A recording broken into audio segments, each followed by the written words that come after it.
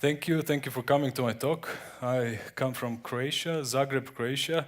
To Americans, I usually say it's a country near Italy, but we're in Europe, I guess you know, I hope you know where Croatia is.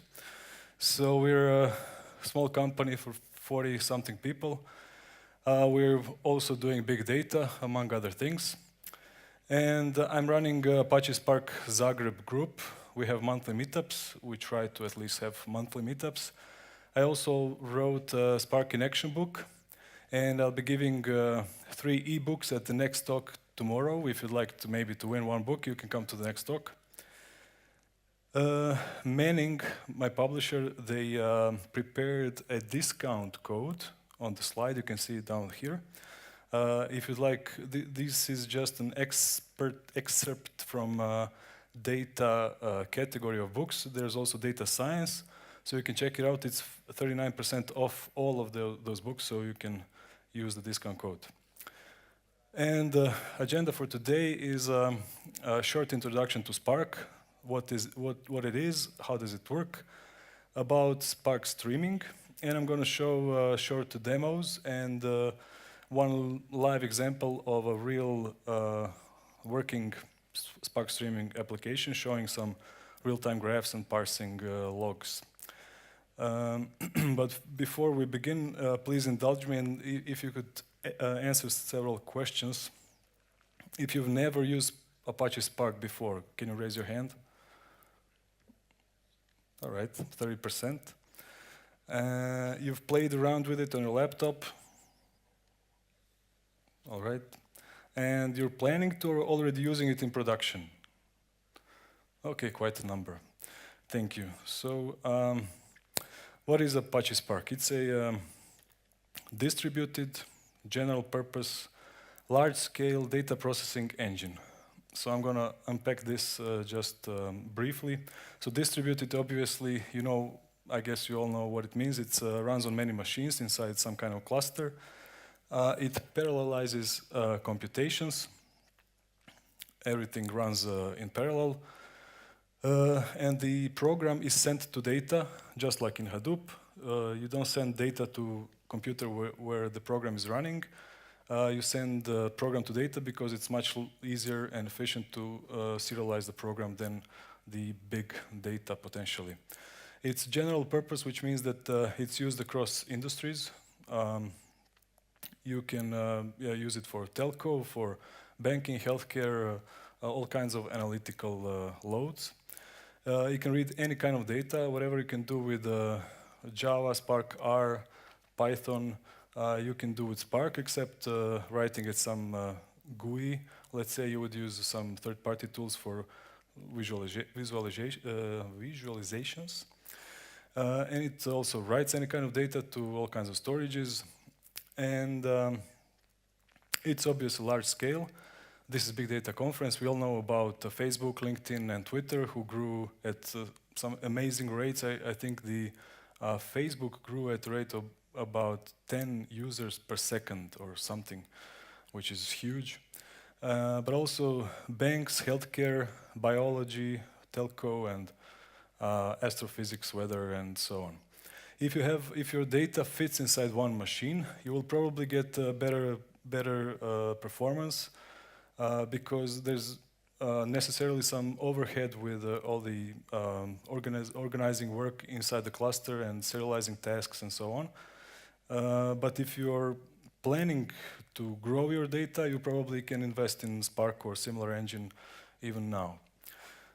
So it's a data processing engine. It's about processing data. It's not about an ERP system, or it's not a storage itself. It's not good for OLTP types of loads, which is kind of small updates to the shared state, but more for ETL, OLAP, batch processing.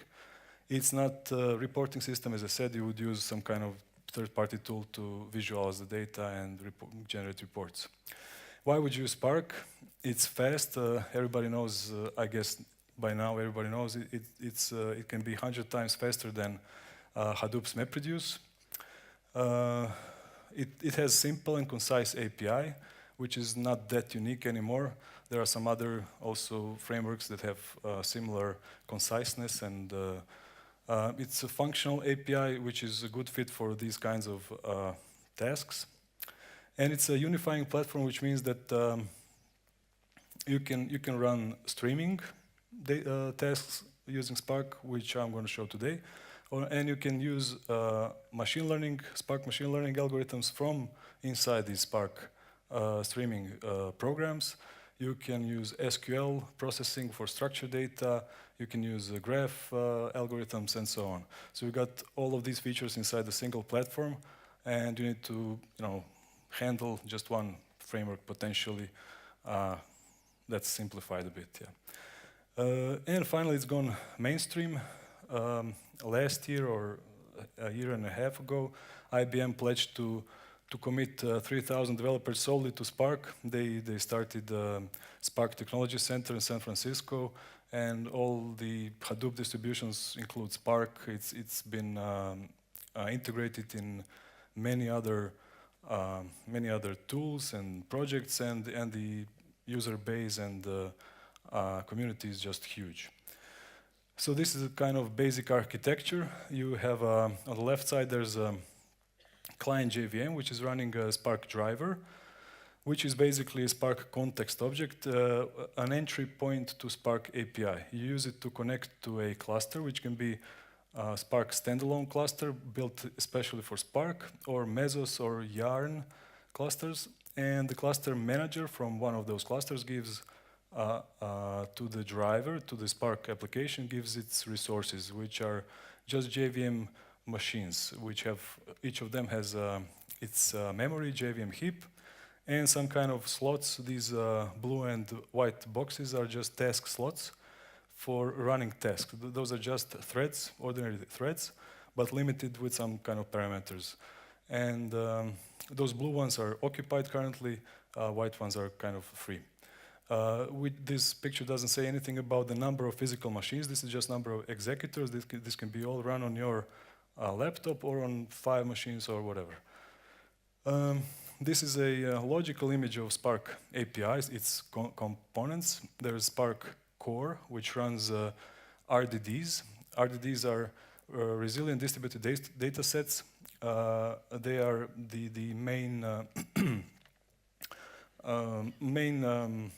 entry to Spark you work with. It's a distributed collection of data, which is resilient to errors and so on. There's also Spark streaming. I'm going to talk about it today. There's machine learning, MLlib and ML, Spark SQL for working with structured data, graphics for working with graph algorithms. So about Spark streaming, the basic idea is that you have some kind of input coming from, let's say, Kafka or Flume or Amazon Kinesis or flat files or TCP/IP connections, whatever, and it enters into input data stream, and it's shown as split in 3 mini batches. So Spark splits input streams into timed mini batches. In each of those mini batches, a different RDD is produced, or D stream, which is distributed stream. So you work with, I'm going to show you code later, so you work with those D streams.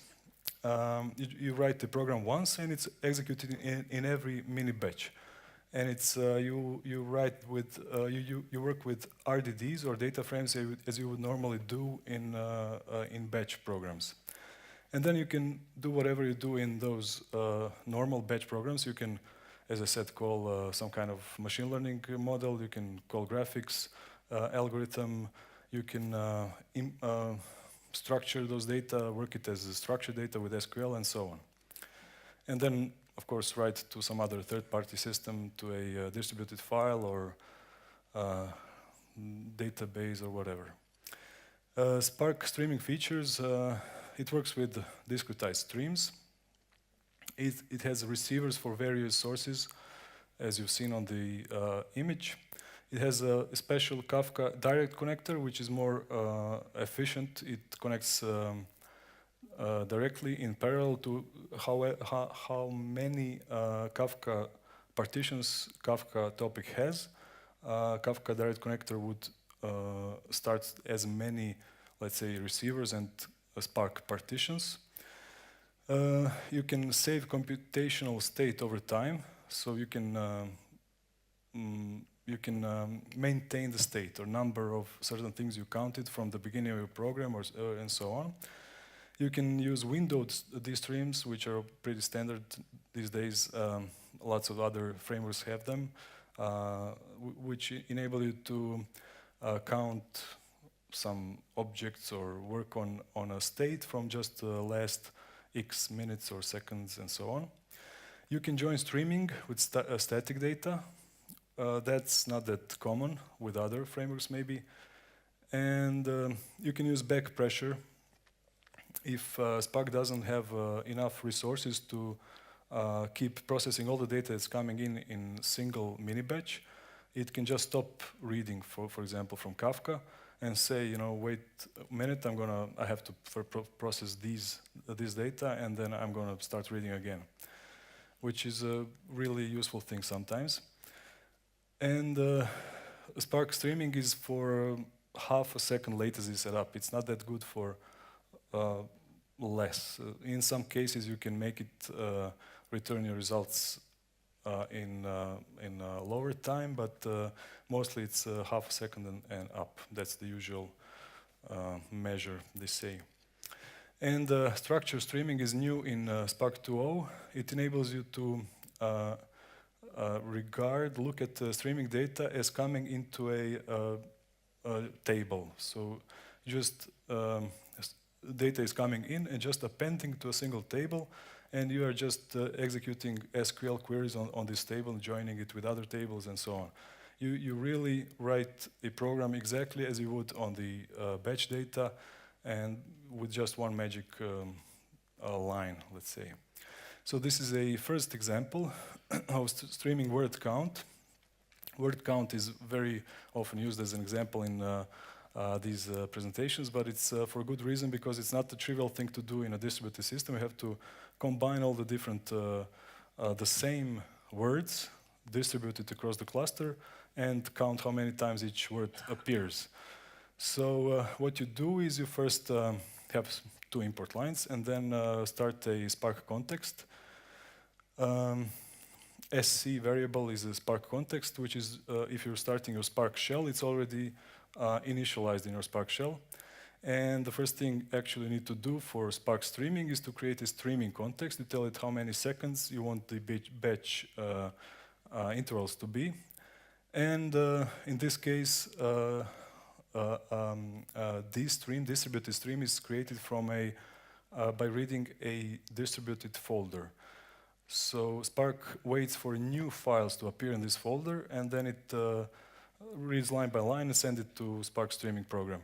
It doesn't, if there are existing files in this folder, it doesn't process them, and it cannot tail files. So just if you put new files in, it will pick them up. And then flat map is done on this file stream. This D-stream, each element of the D-stream is a line from the input file. And then each line is split according to white space. And flat map, what it does, it creates from each input element, it creates 0 or several new elements. And then for each word, we got words split by white space. For each word, it creates a tuple where the key is the word itself and the value is just 1. Then for each RDD in the stream, it reduces each stream of those tuples by key, so it has to group them by key inside a single partition. Each key goes in its own partition, and this adding function is executed on all the values of the same key, and the result is one element per unique word. And the value of those tuples are the counts, of course. So you need to start the computation, streaming computation. If you are running this program inside a standalone application on Spark cluster. If you're not running in Spark shell, you need to add this line await termination so that the application would stop the main thread and wait for the streaming computation to stop. Otherwise, in the Spark shell, as you will see, you don't need this line. Then you have a saving state. So time on this image goes from top to bottom, and for each mini batch, there are 3 here shown. Shared state is updated, and some different results. State can be updated, read from, and written to, and the results depend on the state as well as the input data. So the example is similar. You just also have this map with state at the bottom, which uses this update count state function, and it checks if the state exists for a certain word. It just updates the total. Otherwise, it leaves it alone. So it counts the words from the beginning of the computing processing, when the processing started. And there's the example for windowing. So we have a sliding window, the slide duration and the window duration. Window duration is the time for which you maintain your state, and the slide is by how much it moves every time. So in this case, the slide is 2 mini batches intervals long, and the window itself is 4 mini batch intervals long, and you get 2 outputs from this. This is the example. You have your just one function is different in this code than the other ones, and that's the window. You tell it how many minutes or seconds or milliseconds you want it to maintain the state for, and it produces a windowed dstream, a special dstream, which otherwise is the same as the other dstream objects. So here's a demo.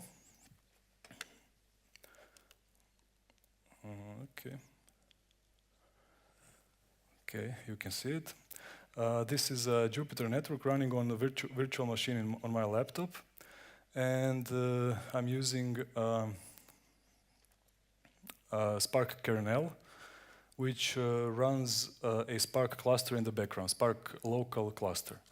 So I already executed those 2 import lines. This here is just showing all the parameters from Spark cluster application, and now we need to create a streaming context.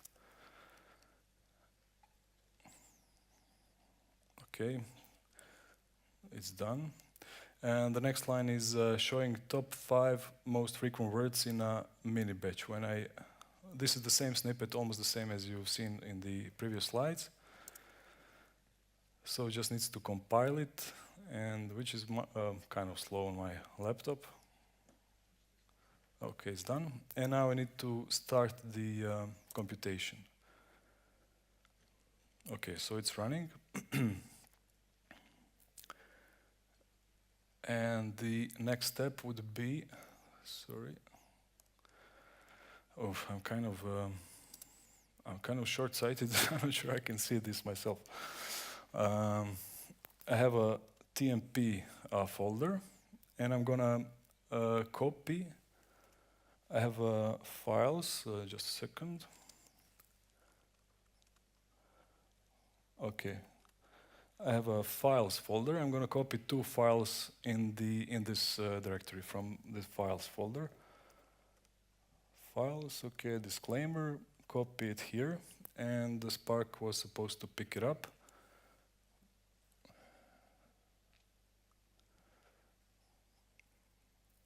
Okay. Sorry, where am I?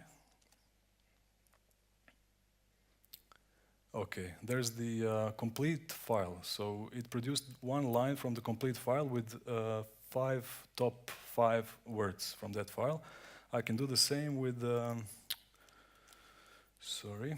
do the same with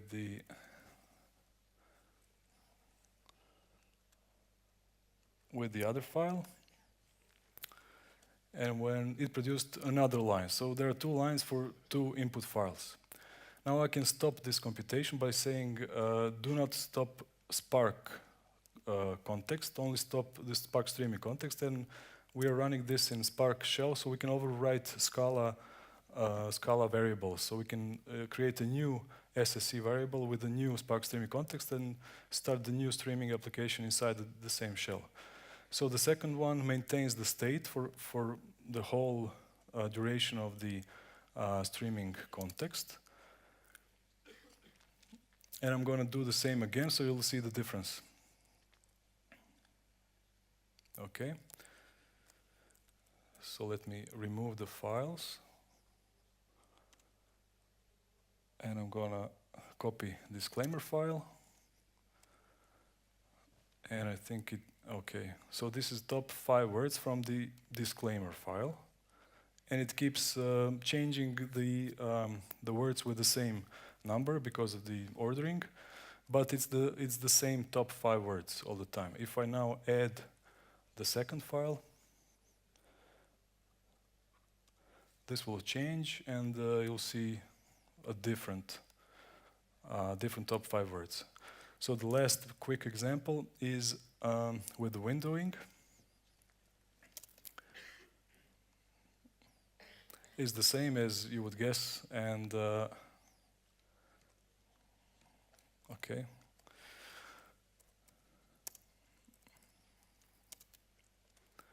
So I think this is too much, 20 seconds. It produces, it goes away, right? If after a window of 20 seconds, is it working, or what did I do here?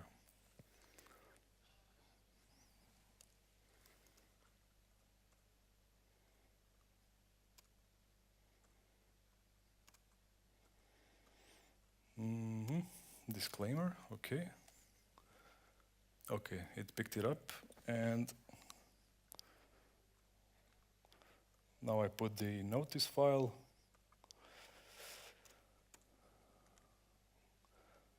So after 20 seconds of window time, it will, those two old, okay, so the output changed after 20 seconds because the words from the first file went away. So we can stop this now. Oh, sorry. Okay.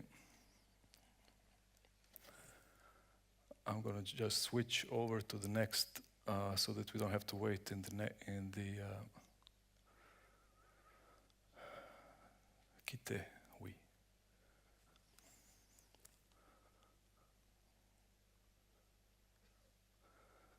Okay, shut down. Okay, we're all set for the next demo. Okay, so I'm going to show you now the example application. So the point is to application is there's an input coming from a log simulator, which simulates users clicking on a website. It's coming into a Kafka topic, and there's a log analyzer application, which is a Spark streaming application, aggregating those logs, and it writes the results back to a different Kafka topic, and there's a web stats dashboard application, which is that's a Java web application, which is just stupidly transferring those results over WebSockets to clients, JavaScript clients, which are displaying it on a moving graph with D3.js framework. So the input looks something like this. It's a typical input that you would have in a web log. That's date, time, IP address. Session ID is usually not found in weblogs, but I put it in for, to show some things. There's the URL, the method used, the get, post, and so on, response code, and duration. And the output is the blue part is the timestamp in milliseconds since the epoch time. And there's a map, serialized map as a string, shown as a string, which shows a number of sessions, number of requests, current requests per second, number of errors per second, and some kind of ads shown on the website. If someone clicked on an ad, it counts those two. So the big point difference here is that reading from Kafka is pretty easy. You just connect to tell Spark or Kafka direct connector. Where's Kafka? Where's the topic? Where's a broker or Zookeeper? And that's it. It creates a D stream, and you can use it to count the process the input stream, whatever you like, however you like. But for producing, writing back to Kafka, it's a bit more involved because you cannot just Kafka producer opens up a connection to Kafka, and when you're writing a program in Spark, this program gets serialized and sent to the executors to a different JVM. So connection is not serializable. You cannot just send this open connection to a different JVM and expect it to use it. So you need to open up the connection from the executor itself. And it's not good to open a new connection for each element, input element. So the best thing to do would be something like this, which does, this is just a static object. Objects in Scala are just like static in Java. So it opens up just one Kafka producer per JVM, and all the programs reusing this class will use the single producer, which is, I think, the most efficient way to do it. Oh, okay. So this is the application. We have the same, almost the same imports, with addition of some Kafka classes and Spark Kafka streaming, which since 2.0 I think is a different package. You need to, I already included all the required jar files in the Spark cluster, so we didn't have to do this. First, we create a Spark streaming context again. And Kafka direct connection, it's pretty simple. You just tell it where the broker is, and it automatically takes whatever the partitioning is for the Kafka topic and creates that many partitions in Spark.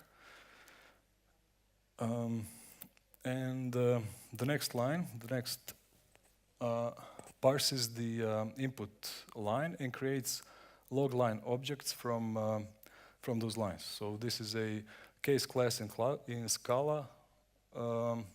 This is all it takes to create a simple Java bin in Scala, and it will have all those members in it. So when the log stream here will have its elements will be objects of log line class. Okay, so the next one is we're counting web sessions. So first of all, we map this log stream and create a tuples from session ID and the time it appeared. And then we reduce it by key to find the last timestamp of each session, and then update state by key to oh, I didn't execute the previous one, I guess.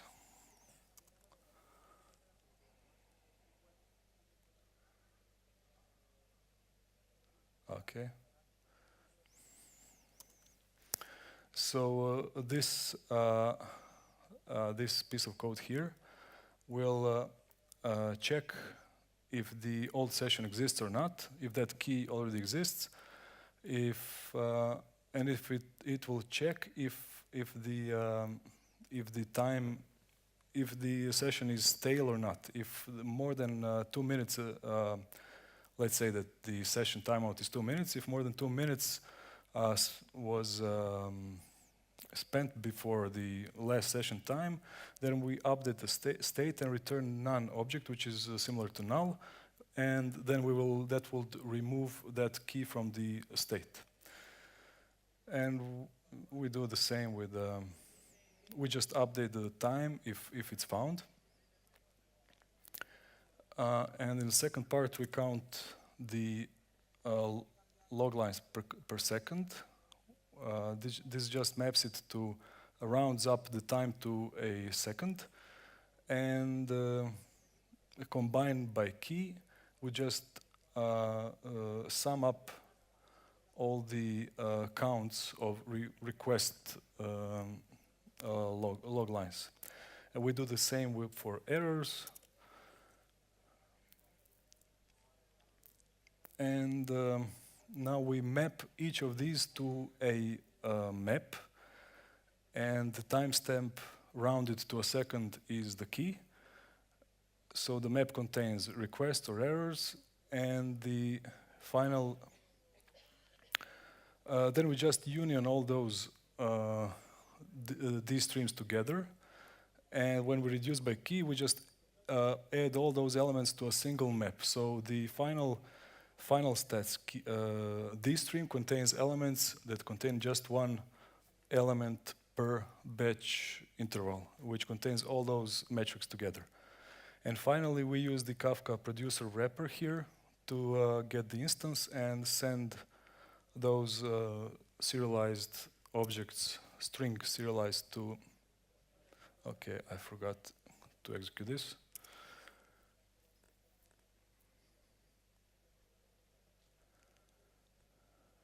Okay. Okay, it's done, and now I can just start it. And it will start reading the data from the input Kafka stream. So I have two more things missing. One is the Kafka. Oh no, where is it?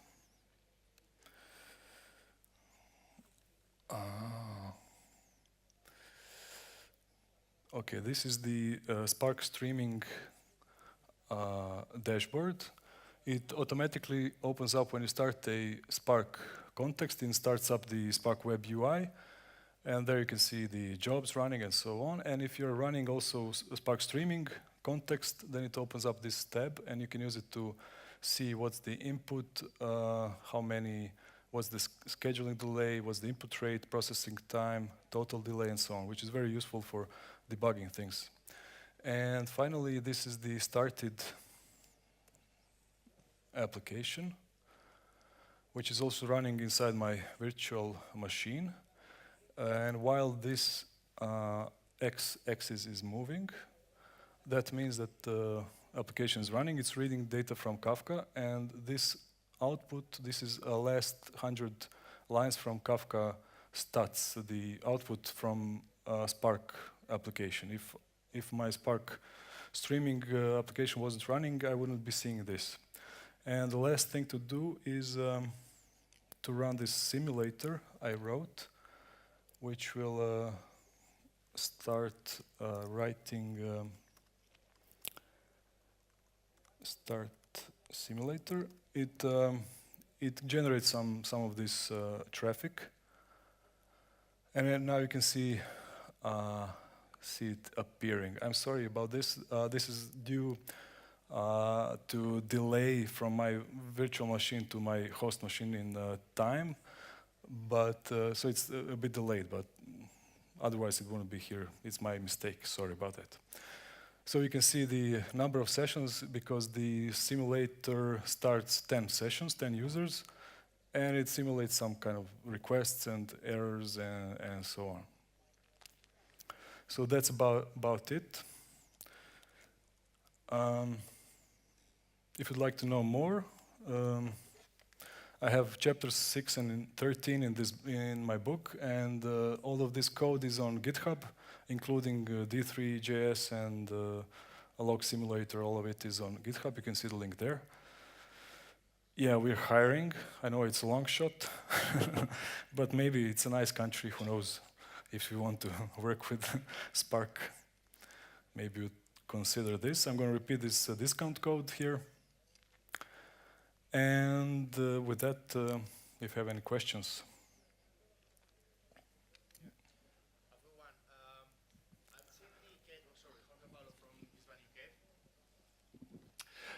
I've seen that you have a lot of reduce by key and combine key unions as well. Have you, two questions, have you measured the ratio of shuffling that data for large volumes of data, because these are logs? And also, have you considered at any point to compare that with Flume interceptors and loading that into a key value data store and see the performance between them? So I'm sorry, the first question was yeah, if you have measured, you have done a benchmark for the shuffling of data, because you've got unions and yeah, reduced by key, and to see if the for large volumes you actually need a lot of workers. Yes, well, it depends on your cluster and your use case. I didn't do performance measurements for this case. We've done it on a different stream, doing similar things, but not that much computation or unioning, mostly forwarding to Cassandra and Elasticsearch, and it proved to be pretty good. And we did those joins and things in ETL for ETL type of for batch processing, not streaming. So yeah, you should try to minimize the number of shuffles you do in a cluster, whether you're doing ETL, batch processing, or streaming. So what you can do is partition your data so that all the RDDs are partitioned by the data which you use to join them, so that it's already partitioned together, so you can join them efficiently. I was considering that in case of streaming, you haven't got control of partitions as much as you could have in batch, and probably maybe you can use the different options like Flume interceptors instead of having cross-memory events. I'm going to check those. I didn't use Flume interceptors. I'm going to check those. Flink. Yeah. Yeah. Yes. I wanted to know if you had done that. Thank you.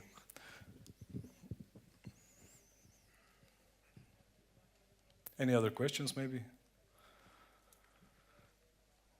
All right. Thank you very much. Come again.